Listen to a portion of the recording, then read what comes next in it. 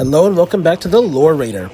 Today I want to talk about a very under-discussed aspect of the Metroid universe, and that relates to the honestly absurd amount of elemental resistances that everyone seems to have. Even the common Metroid, who you might think would keel over to a glorified ice cube, is actually far more resilient than you might have first believed.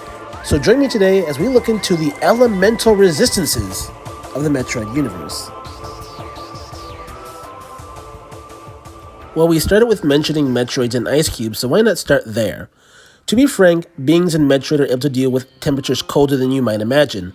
Let's start with a softball. In Sims Enjoy the Manga, for example, two kids were surviving on a planet that was literally frozen solid because the star had been frozen over and was just fine. These two fodder humans. And of course, the titular Joey, and then Samus herself with no Variosuit, mind you, were also just fine on this planet. So, pretty frigid. But let's get to the big stuff. We can turn our attention to a much earlier source in the timeline, Metroid Prime Hunters. For an ice-based bounty hunter, Noxus, his weapon is called the Judicator.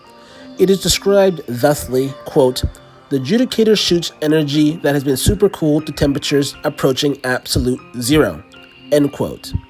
Indeed, whilst the Judicator may only approach absolute cold, we have every reason to believe Samus' ice beam is actually absolute cold. Know how in every game a frozen enemy just floats there, in space, and doesn't fall to the ground? This can only be possible if it's so cold you literally freeze every atom in the affected range. What's more, other statements confirm the ice beam doesn't just freeze the outside of targets, but freezes them fully internally included. This makes it all the more impressive that Samus Aran and other characters can shrug off being completely frozen at temperatures at or near absolute zero. Now think back to those icy rooms in Metroid Fusion or Metroid Dread.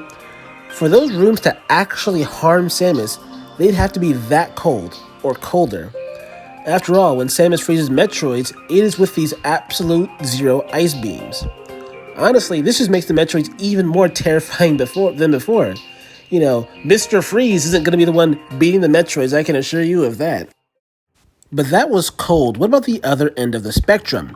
When looking at resistance to heat, we do have several impressive feats. For one, turning our attention back to the Sims Enjoy manga, Samus, without her Variosuit, thereby with no heat protection, that's important, is able to withstand literally being inside the core of a star, as her ship flies out of the star. This means Samus is able to withstand the minimal heat threshold of a whopping 600 million degrees Celsius, which is over 1 billion degrees in Fahrenheit. And what's more, even with a temperature suit on, Joey is out there taking this heat. That Metroid even has suits that can tank heats of 1 billion degrees is insane. This means all the lava pools we dip into inside the various Metroid games have to be as hot or hotter than 1 billion degrees Fahrenheit. The temperature rises when we consider that in the vast majority of Metroid games, the plasma beam is considered to be Samus' strongest beam type. In the manga, when discussing temperatures, Samus implies the ice beam and the plasma beam are relative in their respective temperature types. This would suggest the plasma beam would be at or approaching absolute hot. And people have the nerve to say Metroid is realistic.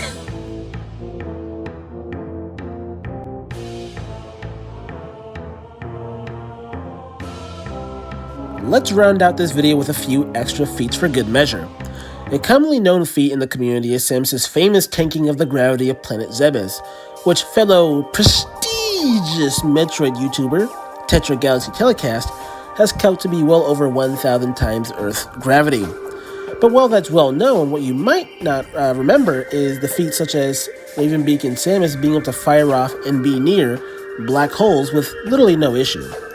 And then there's a time in the manga where a civilization was somehow able to survive on a planet where its oceans were completely filled with deadly sulfuric acid, and then Samus survived in the deadly sulfuric acid for an extended period of time. And one final feat for the road. Remember the famous white hole feat I always mention on this channel? Well, you see, when you use that ability, you spawn it inside of your body. This is why Greed, the space dragon, died, as he literally imploded into the black hole that he spawned. But this also means that Samus withstood the force of a white hole coming out of her body, a white hole large enough to cover the entire infinite Metroid universe. Pretty impressive, I gotta say the least. But that's how I leave you. Did you learn something new? Let me know down in the comments below if you did, but I leave you. Be safe, be wise, and please pray for a true peace in space.